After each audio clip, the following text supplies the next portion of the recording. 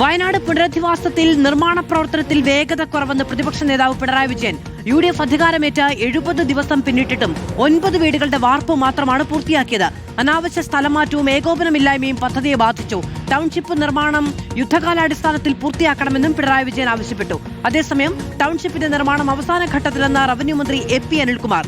December മാസത്തോടെ മുഴുവൻ പ്രവൃത്തിയും പൂർത്തീകരിക്കുമെന്നും മന്ത്രി പറഞ്ഞു.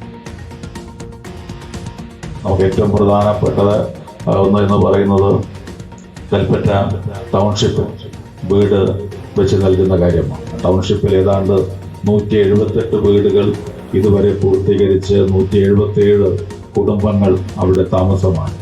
ഡിസംബർ മാസത്തിന് മുമ്പായി മുഴുവൻ വീടുകളും പൂർത്തീകരിക്കും. അനുബന്ധമായി അന്ന് തീരുമാനമെടുത്തിരുന്ന ആ ടൗൺഷിപ്പിന് ആവശ്യമായ കാര്യങ്ങളൊക്കെ ഡിസംബറിന് മുമ്പ് പൂർത്തീകരിക്കാൻ കഴിയുന്ന സാഹചര്യമാണ് നമുക്കുള്ളത്.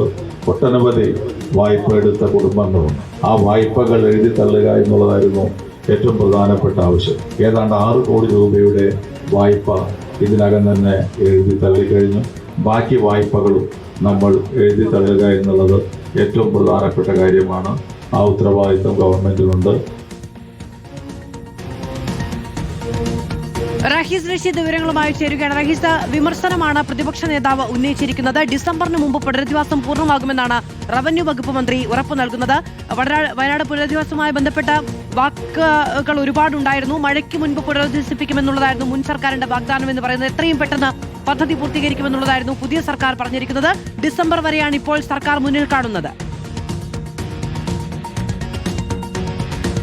സർക്കാർ ഡിസംബർ വരെ മുന്നോട്ട് കാണുന്ന പശ്ചാത്തലത്തിലും വയനാട് മുണ്ടക്കൈ ദുരന്തമുണ്ടായിട്ട് 2 വർഷമായ സാഹചര്യത്തിലും കൂടിയാണ് മുൻ മുഖ്യമന്ത്രി കൂടിയായ പ്രതിപക്ഷ നേതാവ് പിണറായി വിജയൻ ഫേസ്ബുക്കിലൂടെ ഇപ്പോഴത്തെ സർക്കാരിന്റെ ആ പദ്ധതിയുമായിട്ടുള്ള മുന്നോട്ട് പോക്കിൽ ചില ആശങ്കകൾ പ്രകടിപ്പിക്കുന്നത്.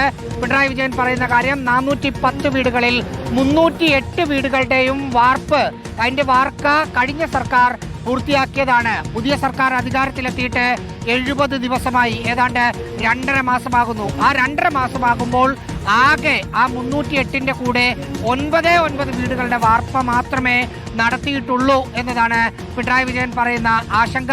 179 വീടുകൾ ഇതിനകം തന്നെ അവിടെ പുനരധിവാസ പ്രവർത്തനങ്ങളുടെ ഭാഗമായി കൈമാറി. 149 പേർ ഇപ്പോഴും വീടിന് വേണ്ടി കാത്തിരിക്കുകയാണ്. അവിടെ ഉദ്യോഗസ്ഥരടക്കമുള്ളവരെ മാറ്റിയത് കൂടിയാണ് ഈ പ്രതിസന്ധിക്ക് കാരണമെന്ന് പിണറായി വിജയൻ പറയുന്നുണ്ട്.